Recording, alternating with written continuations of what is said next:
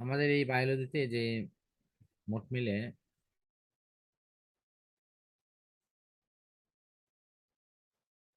প্রায় 7 থেকে 8টি অধ্যায় সিলেবাসে আছে। এর মধ্যে আমাদের ফার্স্ট চয়েজেবল প্রায় 5 থেকে 6টা অধ্যায় মনে হয় আমাদের আগে সিলেকশন করা দরকার। সিরিয়াল ওয়ানে হলো অধ্যায় 4। তোমার কি 6 পড়া আছে ভালো? স্যার। তাহলে 6, তারপরে 8, এরপরে 10, সরি 10 না 11, এরপরে 12। এ করে তো মনে হয় নাকি? আর 6 নম্বর অধ্যায় হবে হলো তোমার এই অধ্যায় 2। এই মোট মিলে 6টা অধ্যায়। এর মধ্যে হাতের প্যাচ হলো তোমার অধ্যায় 1 এবং অধ্যায় 5। এখান থেকে আংশিক, মানে যেটুকু আয়ত্ত করা সম্ভব সেটুকুই করো, যেটা আয়ত্ত করা সম্ভব মনে হচ্ছে হবে না সেটা বাদ। যেমন অধ্যায় 1 থেকে তোমাকে বাঁচিয়ে বাছা বাছা যে প্রশ্নের কথা বলা হচ্ছে, 1 নম্বর সিচুয়েশনে আছে হলো আহ পাঁচটা রাত্রে। দ্বিপদ দ্বিপদ নামকরণ এবং এর নিয়মাবলী। তাহলে দ্বিপদ নামকরণ এবং এর নিয়মাবলী, এই অংশটা সো ইম্পর্টেন্ট এবং মেবি এবার আসতেও পারে। দ্বিতীয় গুরুত্বপূর্ণ অংশ ছিল শ্রেণীবিন্যাস বা শ্রেণীবিন্যাসের প্রয়োজনীয়তা। তৃতীয় অংশ যেটা আমরা পড়তে পারি সেটা হলো এই 5টি রাজ্য, তাদের বৈশিষ্ট্য। যদিও 5টাই আসবে না, হয়তো 2-1টা আসতে পারে। এই ওই অধ্যায় থেকে আর পড়ার মতো আর তেমন কিছু নেই। পঞ্চম অধ্যায়ে তোমার 2টা পার্ট আছে, একটা উদ্ভিদের, একটা হলো প্রাণী। উদ্ভিদের পার্টে তোমার বিএমআর এর অঙ্ক সহ 6 প্রকার খাদ্য উপকরণ, তাদের কাজ, অভাবজনিত অপশন গুলো দেওয়া আছে। উদ্ভিদের মাইক্রো ম্যাক্রো উপকরণ গুলো নিয়ে আলোচনা আছে, সেগুলোর অভাবজনিত লক্ষণ সহ আলোচনা আছে। এগুলো এক ধরনের বেসিক পড়া, কিন্তু এখানে যদি পরীক্ষায় আসার মতো করে পড়ো তাহলে এই অংশে খুব বড় ধরনের প্রশ্ন খুব বেশি আসে না। ছোট ছোট প্রশ্ন হয়তো তোমার ওই যে সুষম খাদ্য, তারপরে তোমার 6 প্রকারের মধ্যে আমিষ, শর্করা, স্নেহ, ভিটামিন সহ, না, এগুলো বিচ্ছিন্ন কিছুটা প্রশ্ন। তাও বিএমআর এর অঙ্ক এরকম। কিন্তু পরিপাক অংশ থেকে প্রশ্ন আসতে পারে। পরিপাকের বিভিন্ন আইটেমস আছে, অসুখগুলো আছে। এই অধ্যায়টা যেহেতু অনেক বড় অধ্যায়, সুতরাং আমার পরামর্শ থাকবে এখানে যতটুকু পড়া যায় ততটুকু, জোর করে বা বেশি করে কিছুই পড়ার দরকার নেই। নৈর্ব্যক্তিক বা ছোট প্রশ্নের জন্য যেটুকু পড়া সেটা অবশ্যই করবা। এরপর যদি আমরা গুরুত্বপূর্ণ সেই দ্বিতীয় অধ্যায় ধরি, সেখানে মূলত 4টে প্রশ্ন হলো ইম্পর্টেন্ট। যদিও এখানে আরেকটি প্রশ্ন আছে, সেটা সহ আমি হয়তো 5টা বলতে পারি।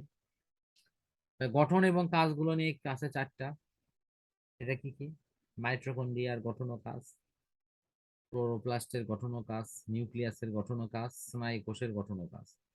যদিও স্নায়ু কোষ কিন্তু অন্য একটা অধ্যায়ও আছে, কিন্তু যেহেতু এখানে আছে এই জন্য হয়তো আমি এটা নিয়ে কথা বলছি।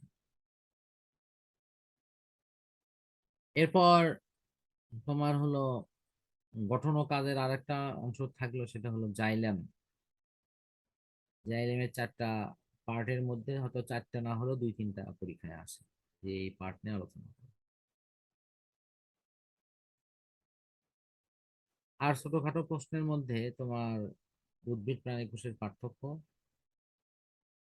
আহ ডিএনএ এর গঠন, এগুলো বড় প্রশ্ন আকারে সবসময় আসে না, হঠাৎ মাঝে মধ্যে আসে। অথবা শেষের দিকে আরো আছে পেশি টিস্যু নিয়ে, ঐচ্ছিক অনৈচ্ছিক, তরল রোধক টিস্যু, এরকম কিছু কিছু বিষয় আছে। তো আমার মনে হয় এই অধ্যায়ের পার্ট এইভাবেই শেষ।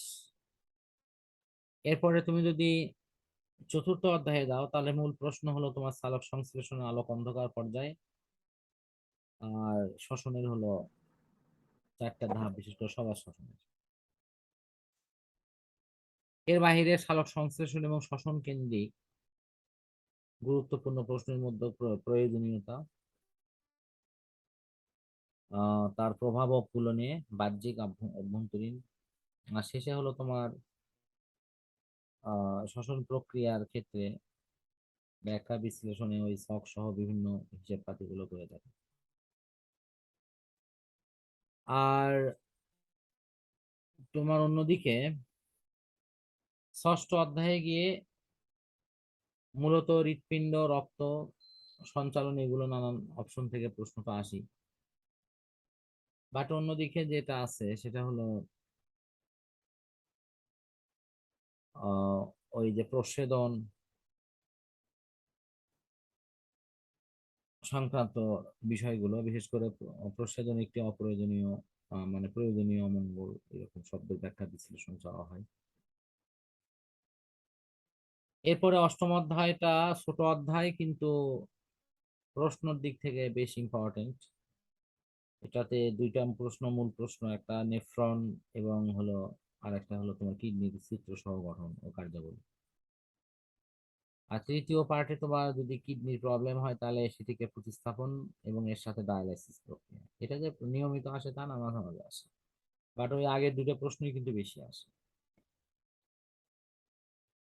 এছাড়া ছোট ছোট প্রশ্নগুলোর মধ্যে কিডনিকে ভালো রাখার উপায়, কিডনির পাথর হলে তার কি কি অপশন গুলো, এই জাতীয় কিছু কিছু ছোট ছোট প্রশ্ন আছে। বুঝতে পারছো তো? স্যার।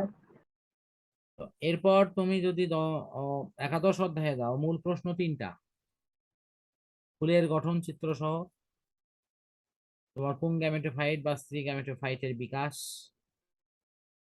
এই তিনটাই হলো মূল গুরুত্বপূর্ণ প্রশ্ন। এর সাথে পরবর্তী যদি আমরা গুরুত্বপূর্ণ বলি সেটি হলো পরাগায়ন জাতীয় প্রশ্ন, পরপরাগায়ন, স্বপরাগায়ন, বায়ু পরাগী, পানি পরাগী, প্রাণী পরাগী ইত্যাদি, ফুলের বিভিন্ন কিছু বৈশিষ্ট্য ইত্যাদি ইত্যাদি বলে দেওয়া আছে। এখানে আর তেমন কোনো প্রশ্ন নেই। তুমি এর বাইরে যদি